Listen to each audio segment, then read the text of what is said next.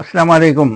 സഹോദരങ്ങളെ, മുനമ്പം വഖഫുമായി ബന്ധപ്പെട്ടുകൊണ്ട് latest development എന്താണെന്ന് ചോദിച്ചു കഴിഞ്ഞാൽ ഇപ്പോൾ നമുക്ക് പറയാൻ കഴിയുന്നത്, ഈ പ്രോപ്പർട്ടി വഖഫല്ല, ഇത് ഗിഫ്റ്റാണ് എന്ന് പറഞ്ഞുകൊണ്ട് ഫാറൂഖ് കോളേജ് കോഴിക്കോട് ട്രൈബ്യൂണലിൽ ഒരു കേസ് ഫയൽ ചെയ്തിട്ടുണ്ടായിരുന്നു. ആ കേസിന്റെ ഹിയറിംഗ് നവംബർ 22-ാം തീയതി 2 ദിവസങ്ങൾക്ക് മുൻപ് നടക്കുകയുണ്ടായിരുന്നു, കഴിഞ്ഞ വെള്ളിയാഴ്ച. അത് ജഡ്ജിന്റെ മുൻപിൽ വന്നു കഴിഞ്ഞപ്പോൾ ജഡ്ജി അതിന്റെ പുറത്ത് വിധിയൊന്നും അല്ലെങ്കിൽ അതേക്കുറിച്ച് ഹിയറിംഗ് ഉണ്ടായില്ല. നേർക്ക് നേരെ ആ കേസിനെ ഡിസംബർ 6-ലേക്ക് മാറ്റിവെച്ചു. അപ്പോൾ ഇവിടെ ഇതൊരു കോയിൻസൈഡൻസ് ആണോ എന്ന് ചിന്തിച്ചു പോവുകയാണ് പല ആളുകളും. എന്തുകൊണ്ടെന്നാൽ ഡിസംബർ 6-നാണ് ബാബരി മസ്ജിദ് തകിടുപൊടിയായത്, കരസേവകർ അതിനെ തകിടുപൊടിയാക്കിയത്. അപ്പോൾ അതേപോലെ തന്നെ ഡിസംബർ 6-ന് ഫാറൂഖ് കോളേജ് സമർപ്പിച്ചിട്ടുണ്ടായിരുന്ന ഈ ഹർജി, അതായത് ഇത് വഖഫല്ല ഇത് ഗിഫ്റ്റാണ് എന്ന് പറയുന്ന ഹർജി, ട്രൈബ്യൂണൽ അതിനെ ശരിയാണെന്ന് അംഗീകരിച്ചു കഴിഞ്ഞാൽ മുനമ്പത്തുള്ള 404 ഏക്കർ വഖഫ് പ്രോപ്പർട്ടി അത് തകിടുപൊടിയാകും എന്ന് മനപ്പായസം കൊണ്ട് നടക്കുന്ന പല ആളുകളും സമൂഹത്തിലുണ്ട്. ഇവിടെ ഒരു കാര്യം നമ്മൾ പ്രത്യേകം മനസ്സിലാക്കേണ്ടത് എന്തെന്നാൽ, ഗിഫ്റ്റ് എന്ന് പറയുന്നത് ഒരു മനുഷ്യൻ അദ്ദേഹം വഖഫായി കൊടുക്കുന്നതിന്റെ ആ നാണയത്തിന്റെ മറുപുറം ഗിഫ്റ്റ് തന്നെയാണ്. അയാൾ വിൽക്കുന്നതല്ല.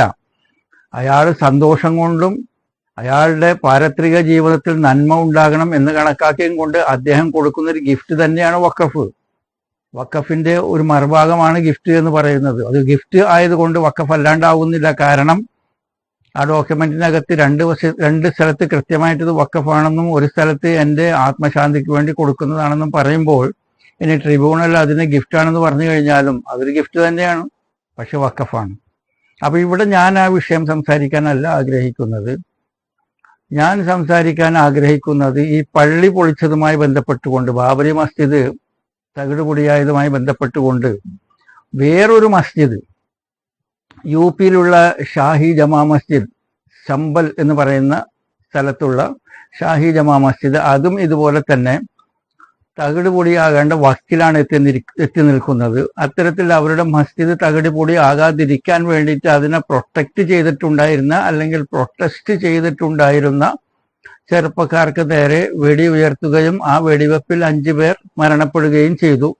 4 യുവാക്കളും 35 വയസ്സുള്ള ഒരു സ്വീറ്റ് ഷോപ്പ് ഉടമയും, അങ്ങനെ 5 പേരുടെ മരണം സംഭവിക്കുകയുണ്ടായി. ഈ വിഷയം നിങ്ങളെല്ലാവരും വളരെയധികം കേൾക്കുകയും സോഷ്യൽ മീഡിയ ഇതിന് വളരെയധികം പ്രാധാന്യം നൽകുകയൊക്കെ ചെയ്തിട്ടുണ്ടായിരുന്നു. പക്ഷെ ഒരു കാര്യം നിങ്ങൾ കേട്ടിട്ടില്ല. എന്തെന്നാൽ, ഒരു മുസ്ലിമായിട്ടുള്ള ഒരു വ്യക്തിയും ഈ വിഷയത്തിൽ മുസ്ലിങ്ങളാണ് കുറ്റക്കാർ എന്ന് പറഞ്ഞു കേട്ടിട്ടുണ്ടോ? ഇല്ല. എന്നാൽ ഞാനിവിടെ പറയാൻ ആഗ്രഹിക്കുന്നത് അതാണ്. ഈ വിഷയത്തിൽ മുസ്ലിങ്ങളാണ് കുറ്റക്കാർ. എന്തുകൊണ്ടാണ് മുസ്ലിങ്ങൾ കുറ്റക്കാർ? ഈ ചെറുപ്പക്കാർ ഒന്നുകിൽ ആവേശം കൊണ്ടോ അറിവില്ലായ്മ കൊണ്ടോ പോയിട്ട് ഒരു അപകടത്തിൽ ചെന്ന് ചാടി. എന്നിരുന്നാൽ തന്നെ അവരെ സംബന്ധിച്ചിടത്തോളം ഇസ്ലാമിക വീക്ഷണം അനുസരിച്ചിട്ട് അവർ രക്തസാക്ഷികളാണ്, ഷഹീദാണ്. എന്തുകൊണ്ടെന്നാൽ നിങ്ങളുടെ പ്രോപ്പർട്ടിയെ സംരക്ഷിക്കേണ്ട ആവശ്യത്തിൽ നിങ്ങളുടെ വീടോ കുടുംബമോ കുടുംബക്കാരോ ബന്ധുക്കളോ സ്വന്തക്കാരോ ആക്രമിക്കപ്പെടുമ്പോൾ അവരെ രക്ഷിക്കാൻ വേണ്ടി നിങ്ങളുടെ ജീവൻ വെടിയേണ്ടി വന്നു കഴിഞ്ഞാൽ അത് ഷഹാദത്താണ്, രക്തസാക്ഷിത്വമാണ്. പക്ഷെ ഇവിടെ ഇതിൻ്റെ വേറൊരു ഭാഗം നമ്മൾ മനസ്സിലാക്കേണ്ടത്, ഈ പാവപ്പെട്ടിട്ടുള്ള മുസ്ലിങ്ങൾ അവരെ കുടുംബം അനാഥമായി. അതിൽ പല ആളുകളുടെ വീടുകളിലും ഇനി തീ പുകയാൻ അവരെടുത്ത് ഭക്ഷണം, അരി വാങ്ങിക്കാൻ പോലും പൈസ ഇല്ലാത്ത ചുറ്റുപാടിലാണ് ഇവരുടെ മരണത്തിൽ കലാശിച്ചിരിക്കുന്നത്. ഈ ചെറുപ്പക്കാരെ മരണത്തിലേക്ക് കൊണ്ടുപോയി കുരുതി കൊടുക്കുകയാണ് ചെയ്തിരിക്കുന്നത്. ആരാണ് ഇവരെ കൊണ്ടുപോയി കുരുതി കൊടുത്തിരിക്കുന്നത് എന്ന് ചിന്തിക്കുകയാണെന്നുണ്ടെങ്കിൽ അത് മുസ്ലിം പൗരോഹിത്യമാണ്. വാസ്തവത്തിൽ ഈ മുസ്ലിം പൗരോഹിത്യമാണ് കുറ്റക്കാർ.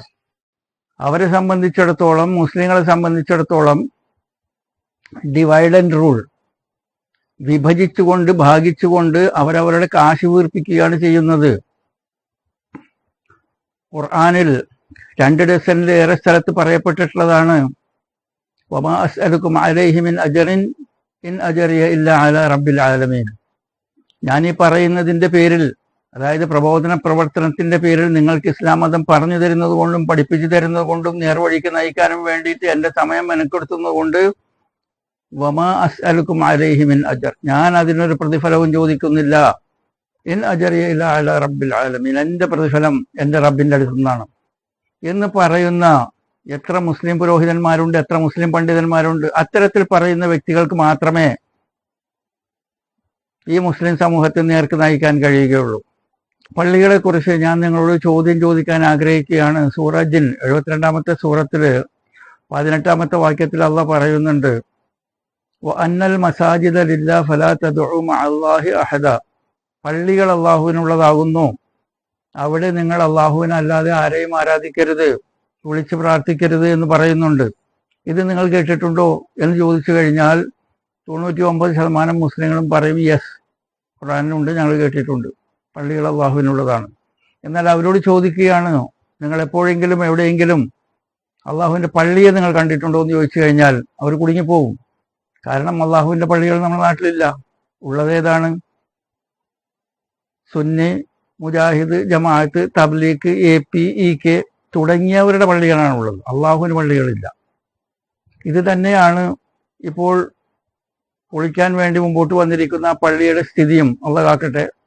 അവിടെയും 2 ഗ്രൂപ്പാണ് ഉള്ളത്. ഒന്ന് ബറേൽവി എന്ന് പറയപ്പെടുന്ന സുന്നി ഗ്രൂപ്പ്, പിന്നെ വേറൊന്ന് മുജാഹിദ്.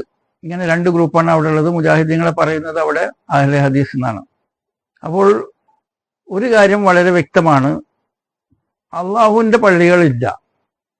ഇത്തരത്തിലുള്ള ചില ഉദാഹരണങ്ങൾ, അതായത് ബാബരി മസ്ജിദിനെ സംബന്ധിച്ചും ഇതുപോലെ തന്നെ ഇപ്പോൾ ഈ ശമ്പലിലുള്ള ഷാഹി ജമാ മസ്ജിദിനെ സംബന്ധിച്ചും അള്ളാഹ് ഇത്തരത്തിൽ ഓരോരോ ഉദാഹരണങ്ങൾ നമ്മുടെ കണ്ണിന്റെ മുൻപിൽ കൊണ്ടുവരുന്നത് എന്തെന്നാൽ, ഉറങ്ങിക്കിടക്കുന്ന മുസ്ലിം സമൂഹമേ ഉണരൂ, ഇവിടെ വിഷയങ്ങൾ നിങ്ങൾ ഉദ്ദേശിക്കുന്ന രീതിയിലല്ല, വിഷയങ്ങൾ വേറൊരു വഴിക്കാണ് പോയിക്കൊണ്ടിരിക്കുന്നത് എന്ന് ഇവിടത്തെ പണ്ഡിതന്മാർ പഠിച്ചു മനസ്സിലാക്കുകയും എന്നിട്ട് മുസ്ലിം ഉമ്മത്തിനെ ഉദ്ബോധിപ്പിക്കുകയും ചെയ്യേണ്ട വളരെ ആവശ്യമുണ്ട്. മുസ്ലിം പണ്ഡിതന്മാരെ സംബന്ധിച്ചിടത്തോളം ഈ ഉമ്മത്തിനെ അവർ അപ്ഡേറ്റ് ചെയ്ത് അവർക്ക് വിവരങ്ങൾ മനസ്സിലാക്കി കൊടുത്ത് ഇങ്ങനെയാണ് കാര്യങ്ങൾ എന്ന് പറഞ്ഞ് അവരെ ഉത്ബോധനം ചെയ്യുകയാണെന്നുണ്ടെങ്കിൽ അവർ ഇത്തരത്തിൽ ഈയാമ്പാറ്റകളെ പോലെ പോയി ആത്മാഹൂതി ചെയ്യാൻ അവർ പോവുകയില്ലായിരുന്നു. ഇവിടെ നമ്മൾ മുസ്ലിം സമൂഹത്തിനെ പറഞ്ഞ് മനസ്സിലാക്കി കൊടുക്കേണ്ടത് എന്തെന്നാൽ, ഈ സമൂഹമേ നിങ്ങൾ ഉണരൂ. നിങ്ങൾ ജസ്റ്റ് ഗൂഗിളിൽ പോയിട്ട് 1991 ലോ ഫോർ റിലീജിയസ് പ്ലേസ് 1991 ആരാധനാലയങ്ങൾക്കുള്ള നിയമം എന്ന് മുമ്പ് നിങ്ങളുടെ മുൻപിൽ വന്നു കഴിഞ്ഞാൽ നിങ്ങൾക്ക് ഇങ്ങനെ വായിക്കാൻ കഴിയും. 1947 ആഗസ്റ്റ് 15 വരെ എല്ലാ ആരാധനാലയങ്ങളും അതേ സ്റ്റാറ്റസ് കോ, അതേ ലെവലിൽ നിൽക്കണം. അതുമായി ബന്ധപ്പെട്ടുകൊണ്ടുള്ള ഒരു തർക്കങ്ങളോ അതുമായി ബന്ധപ്പെട്ടുകൊണ്ടുള്ള മെയിൻ്റനൻസിന്റെ ചോദ്യങ്ങളോ ഒന്നും ആരും തന്നെ ഉയർത്താൻ പാടില്ല. ആ ആരാധനാലയങ്ങളൊക്കെയും അതേപോലെ നിലനിൽക്കണം എന്നുള്ളതാണ് ആ ഓർഡർ. ഈ ഓർഡറിനെ കുപ്പിയിലെ ഭൂതത്തിനെ തുറന്നു വിടുന്നത് പോലെ ബഹുമാനപ്പെട്ട supreme court chief justice Chandrachud അദ്ദേഹം റിട്ടയർ ചെയ്തു പോകുന്നതിന് മുൻപായിട്ട് കുപ്പിയിലെ ഭൂതത്തിനെ തുറന്നു വിട്ടതുപോലെ ഭൂതത്തെ തുറന്നു വിട്ടുകൊണ്ടാണ് അദ്ദേഹം പോയിരിക്കുന്നത്. അദ്ദേഹത്തിന്റെ ബെഞ്ചിൽ ബാബരി മസ്ജിദുമായി ബന്ധപ്പെട്ടുകൊണ്ട് വിഷയം വന്നു കഴിഞ്ഞപ്പോൾ അദ്ദേഹം ഈ നിയമത്തെ മറികടന്നുകൊണ്ട് ആർക്കിയോളജിക്കൽ സർവേക്കും അതേപോലെ തന്നെ ഇതിന് അവസാനം ദൈവം പറഞ്ഞു തന്നതാണ്, ഇത് ഹിന്ദുക്കൾക്കുള്ളതാണ് എന്ന് പറഞ്ഞുകൊണ്ട് അദ്ദേഹം ബാബരി മസ്ജിദിനെ ഹിന്ദുക്കൾക്ക് കൊടുത്തു കഴിഞ്ഞപ്പോൾ അതിൻ്റെ പിന്നാലെ ഇനി വരാനിരിക്കുന്ന 100 കണക്കിന് മസ്ജിദുകളെ ഇവരെല്ലാവരും അതിനുവേണ്ടി ആവശ്യപ്പെടുകയും അതിനെ പൊളിച്ചു കളയാനും സാധ്യതയുണ്ട് എന്ന് നമുക്ക് ഒരിക്കലും നിഷേധിക്കാൻ കഴിയുകയില്ല. ഇത് ബുദ്ധിയുള്ള മുസ്ലിം പണ്ഡിത സമൂഹം പഠിച്ച് മനസ്സിലാക്കി അവരുടെ ഉമ്മത്തിനെ ഉത്ബോധിപ്പിക്കേണ്ടതാണ്. ഇവിടെ 36,000 പള്ളികൾ അമ്പലം പൊളിച്ചിട്ട് അതിൻ്റെ അവശിഷ്ടങ്ങൾ ഉണ്ടാക്കിയിരിക്കുന്നതാണ്. അത് ഞങ്ങൾ തിരിച്ചു പിടിക്കും എന്ന് BJPയുടെ MLA, അദ്ദേഹം ഉപമുഖ്യമന്ത്രി ആയിരുന്നു, കഴിഞ്ഞ മന്ത്രിസഭയിൽ BJP മന്ത്രിസഭയിൽ ഉപമുഖ്യമന്ത്രി ആയിരുന്നു അദ്ദേഹം, ഈശ്വരപ്പ പറയുന്നത് ഞങ്ങളിതിനെ തിരിച്ചു പിടിക്കുമെന്നാണ്. അങ്ങനെ സംഘപരിവാറും RSSും കൂടിയിട്ട് പള്ളികളൊക്കെ പിടിച്ചടക്കാനും അതിനെ പൊളിച്ചടക്കാനും ശ്രമിച്ചുകൊണ്ടിരിക്കുന്ന ഈ ചുറ്റുപാടിൽ ഇതിന് മുസ്ലിം സമൂഹം എന്ത് ചെയ്യണം, അല്ലെങ്കിൽ മുസ്ലിം പണ്ഡിത സമൂഹം ഇതിനെ എങ്ങനെയാണ് നേരിടേണ്ടത് എന്ന് പറയാൻ വേണ്ടിയാണ് ഞാൻ മെയിനായിട്ട് എൻ്റെ സംസാരം കൊണ്ട് ഉദ്ദേശിക്കുന്നത്.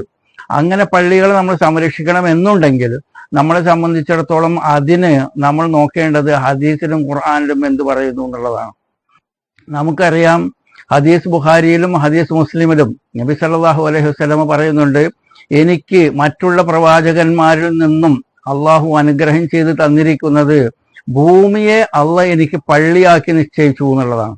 അതായത് ഭൂമിയിൽ ഏത് വൃത്തിയുള്ള സ്ഥലത്തും നിങ്ങൾക്ക് സമയമായി കഴിഞ്ഞാൽ നമസ്കരിക്കാം എന്ന് പറയുന്ന 2 ഹദീസുകൾ മുത്തഫഖുൻ അലൈഹി സഹീഹുൽ ബുഖാരിയും സഹീഹുൽ മുസ്ലിമും റിപ്പോർട്ട് ചെയ്തിട്ടുള്ളതാണ്.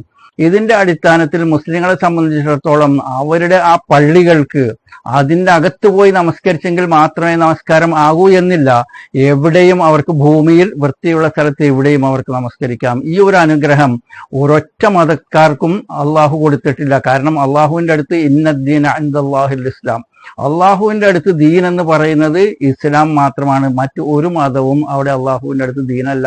ഈ ഇസ്ലാമിനെ മറ്റുള്ളവർ അവർ അതിനെ പിടിച്ച് വലിക്കുന്ന സമയത്ത് ഒരു പരിധി വരെ മുസ്ലിങ്ങൾക്ക് അള്ളാഹു അതിനെ പ്രൊട്ടക്ട് ചെയ്യാനുള്ള കഴിവ് കൊടുക്കും. പരിധി വിട്ടു കഴിഞ്ഞാൽ അത് അള്ളാഹ് തന്നെ ഏറ്റെടുക്കും. അതിന് ഉദാഹരണമാണ് കഅബ പൊളിക്കാൻ വന്നിട്ടുണ്ടായിരുന്നപ്പോൾ അബ്ദുൽ മുത്തലിബ് പറയുകയുണ്ടായിരുന്നു, ഇത് അള്ളാഹുവിന്റെ ഭവനമാണ്, അള്ളാഹു സംരക്ഷിച്ചോളും. കാരണം പൊളിക്കാൻ വന്നവര് ഇദ്ദേഹത്തിന്റെ ഒട്ടകത്തെയും അതേപോലെ തന്നെ ആടുമാടുകളെയും ഒക്കെ പിടിച്ചു കഴിഞ്ഞപ്പോൾ ഇദ്ദേഹം പറഞ്ഞു, ഇതെന്റെ ഒട്ടകമാണ്, എന്റെ ആടുമാടുകളാണ്, ഇതിനെനിക്ക് വേണം എന്ന് പറഞ്ഞു കഴിഞ്ഞപ്പോൾ പൊളിക്കാൻ വന്നവർ ചോദിക്കുകയാണ്, ഞങ്ങൾ കഅബ പൊളിക്കാനാണ് വന്നിരിക്കുന്നത്, ഇത്രയും വലിയ വിഷയം മുമ്പിൽ കിടക്കുമ്പോൾ നിങ്ങൾ ആടുമാടുകളെ കുറിച്ചാണ് സംസാരിക്കുന്നതെന്ന് ചോദിച്ചു. അപ്പൊ പറഞ്ഞു, ഈ ആടുമാടുകളുടെ ഉടമസ്ഥൻ ഞാനാണ്, അതിനെക്കുറിച്ച് സംസാരിക്കുക എന്നുള്ളത് എന്റെ ഉത്തരവാദിത്വമാണ്, അതിനുവേണ്ടി മരിക്കേണ്ടി വന്നാൽ ഞാൻ മരിക്കും. എന്നാൽ കഅബ അതിന്റെ ഉടമസ്ഥൻ അള്ളാഹുവാണ്, അത് അള്ളാഹു സംരക്ഷിച്ചോളും എന്ന് പറഞ്ഞു കഴിഞ്ഞപ്പോൾ അതേപോലെ തന്നെ അള്ളാഹ് സംരക്ഷിക്കുകയുണ്ടായി. അവാബിൽ പക്ഷികളെ അയച്ചുകൊണ്ട് അള്ളാഹ് കഅബ സംരക്ഷിച്ചു. അതേപോലെ മുസ്ലിങ്ങൾ അസന്നിഗ്ധ ഘട്ടത്തിൽ എത്തുമ്പോൾ അവർക്ക് സഹായം വരും, അതിൽ സംശയമുള്ള കാര്യമൊന്നുമല്ല. പക്ഷേ എന്നിരുന്നാൽ തന്നെ ചില കാര്യങ്ങൾ നമ്മുടെ മുസ്ലിം സമൂഹം, മുസ്ലിം പണ്ഡിതന്മാർ ഒരുമിച്ച് കൂടിക്കൊണ്ട് തീരുമാനമെടുക്കേണ്ടതുണ്ട്. അപ്പോൾ ഈ ഹദീസിന്റെ അടിസ്ഥാനത്തിൽ നമ്മളെ സംബന്ധിച്ചിടത്തോളം പള്ളികളെക്കാളും നമ്മളെ നമസ്കാരത്തിനാണ് പ്രാധാന്യം എന്ന് മനസ്സിലാക്കിക്കൊണ്ട് പള്ളികൾ ആവശ്യപ്പെട്ട് വരുന്ന ഒരു ചുറ്റുപാടുകൾ ഉണ്ടാകുമ്പോൾ നമ്മുടെ മുസ്ലിം പണ്ഡിതന്മാർ ഒന്നടങ്കം അവർ അതുമായി ബന്ധപ്പെട്ടുകൊണ്ടുള്ള ഗവൺമെന്റിനെ ഇങ്ങനെ അറിയിക്കുക, നിങ്ങൾക്ക് ഏത് പള്ളിയാണ് വേണ്ടത്, ആ ലിസ്റ്റ് ഇങ്ങോട്ട് തന്നു, നമ്മളെ പള്ളി തരാൻ തയ്യാറാണ്. പക്ഷേ കണ്ടീഷൻ, നിങ്ങൾ ആ പള്ളി 1 ഏക്കർ സ്ഥലത്താണെങ്കിൽ അതിന് 2 ഏക്കർ പള്ളി, നിങ്ങൾ തൊട്ടടുത്ത് തന്നെ 2 ഏക്കർ സ്ഥലത്തൊരു പള്ളി നിർമ്മിച്ചതിന് ശേഷം വരികയാണെന്നുണ്ടെങ്കിൽ ഈ പള്ളിയുടെ താക്കോൽ അങ്ങോട്ട് തരാം. ഒരു 10 സെന്റ് സ്ഥലത്താണെന്നുണ്ടെങ്കിൽ അതിന്റെ അടുത്ത് തന്നെ 20 സെന്റ് സ്ഥലത്ത് നിങ്ങൾ നമുക്ക് വേണ്ടി ഒരു പള്ളി നിർമ്മിച്ച് തരികയാണെന്നുണ്ടെങ്കിൽ ഈ പള്ളി നിങ്ങൾക്ക് കൊണ്ടുപോകാം. കാരണം ഞാൻ പറയാൻ കാരണം, നിങ്ങളുടെ പള്ളികളെ നിങ്ങൾക്ക് ഒരിക്കലും പ്രൊട്ടക്ട് ചെയ്യാൻ കഴിയുകയില്ല. കാരണം ഈ ചീഫ് ജസ്റ്റിസ് ചന്ദ്രചൂഡ് എന്ന് പറയുന്ന വ്യക്തി, ഇദ്ദേഹം ഈ ഭൂതത്തെ കുപ്പിയിൽ നിന്ന് തുറന്നു വിട്ടിരിക്കുകയാണ്. ഇത് വന്നിട്ട് ഏതെങ്കിലും ഒരു പള്ളിയുടെ കംപ്ലൈന്റ് ആയിട്ട് ഏതെങ്കിലും ഒരു മനുഷ്യൻ അവർ കോടതിയിൽ പോയി കഴിഞ്ഞാൽ ഉടനെ തന്നെ വിതിൻ ഡേയ്സ്, അതിന് സമയമൊന്നും വേണ്ട, ചുരുങ്ങിയ ദിവസങ്ങൾ കൊണ്ട് തന്നെ ഒരു ആർക്കിയോളജിക്കൽ സർവേ അവിടെ വരും.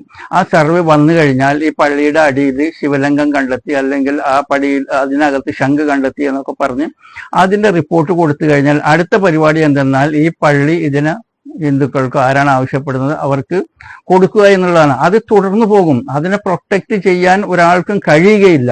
അത്തരത്തിലൊരു ചുറ്റുപാട് വന്നു കഴിഞ്ഞാൽ നിങ്ങൾക്ക് ഏത് പള്ളിയാണ് വേണ്ടത്, ആ പള്ളി അങ്ങോട്ട് എടുത്തോ, അതുപോലത്തെ ഒരു ഡബിൾ സ്പേസിൽ ഒരു പള്ളി ഉണ്ടാക്കിക്കോ എന്ന് പറഞ്ഞു കഴിഞ്ഞാൽ ഈ പള്ളി ഡിമാൻഡ് ചെയ്ത് അതോടുകൂടി നിൽക്കും. കാരണം മുസ്ലിങ്ങളെ സംബന്ധിച്ചിടത്തോളം പള്ളിയുടെ 4 മതിലിന് ഒരു പ്രത്യേകതയുമില്ല, അവിടെ നടക്കുന്ന ആരാധനയ്ക്കാണ് പ്രത്യേകത.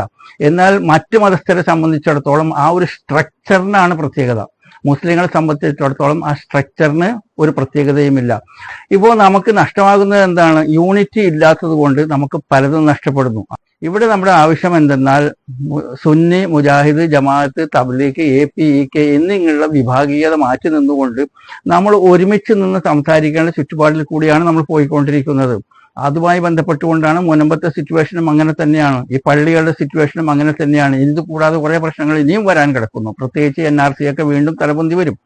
അപ്പോഴൊക്കെ മുസ്ലിങ്ങൾ ഒന്നിച്ച് നിൽക്കാത്തോളത്തോളം കാലം അവരുടെ ചുറ്റുപാട് എങ്ങനെയായിരിക്കും എന്ന് വെച്ച് കഴിഞ്ഞാൽ കാറ്റുപോയ അവസ്ഥയിലായിരിക്കും എന്ന് അല്ലാഹു സുബ്ഹാനഹു വ തആല ഖുർആനിൽ പറഞ്ഞിട്ടുണ്ട്. വതദ്ഹബ റിയൂഹക്കും, നിങ്ങൾ പരസ്പരം കലഹിക്കുകയാണെന്നുണ്ടെങ്കിൽ നിങ്ങൾ ഒരു കാറ്റ് പോയ അവസ്ഥയിലായിരിക്കും എന്നുള്ള സുബ്ഹാനഹു വ തആല പറയുന്നുണ്ട്. അതുകൂടാതെ തന്നെ നിങ്ങളുടെ ശത്രുക്കളെ നിങ്ങളുടെ തലക്ക് മുകളിൽ നിന്നും കാലിനടിയിൽ നിന്നും ഞാൻ കൊണ്ടുവരും, എന്നിട്ട് അവരെ കൊണ്ട് പീഡനം അനുഭവിപ്പിക്കും എന്നുള്ള വാണിംഗ് ചെയ്തിരിക്കുകയാണ്. ആ വാണിംഗ് ഒന്നും നമ്മൾ ശ്രദ്ധിക്കാതെ നമ്മൾ എന്തിനാണ് ഇപ്പോൾ ഊന്നിക്കൊണ്ടിരിക്കുന്നത്? നമ്മൾ ചോദിക്കുന്നത് കാരക്ക തിന്നാൽ വിഷം പോകുമോ, സിറാത്ത് പാലം ഉണ്ടോ, പിന്നെ ജിന്നുണ്ടോ, ഗൈബുണ്ടോ, പിന്നെ ഹാദിർ നാദിർ ജിന്നുണ്ടോ, ജിന്നിനോട് ചോദിക്കാൻ പറ്റുമോ, ഭാര്യയോട് ഒരു ഗ്ലാസ് വെള്ളം കൊണ്ടാന്ന് പറഞ്ഞു കഴിഞ്ഞാൽ അത് സഹായതേട്ടമാകുമോ, വാ നമുക്ക് സംവദിക്കാം, വാ നമുക്ക് മുഖാമുഖം നടത്താം. ഇതാണിപ്പോൾ നടന്നുകൊണ്ടിരിക്കുന്നത്. അതിന് പകരം ഇതൊക്കെ ഒഴിവാക്കിക്കൊണ്ട് ഇപ്പൊ മുസ്ലിം ഒന്നിക്കേണ്ട സിറ്റുവേഷനാണ് എന്ന് മനസ്സിലാക്കുക. ആ ഒരു ഉപദേശം നൽകിക്കൊണ്ട് എൻ്റെ സംസാരം ഞാൻ ഇവിടെ അവസാനിപ്പിക്കുന്നു. അസ്സലാമു അലൈക്കും.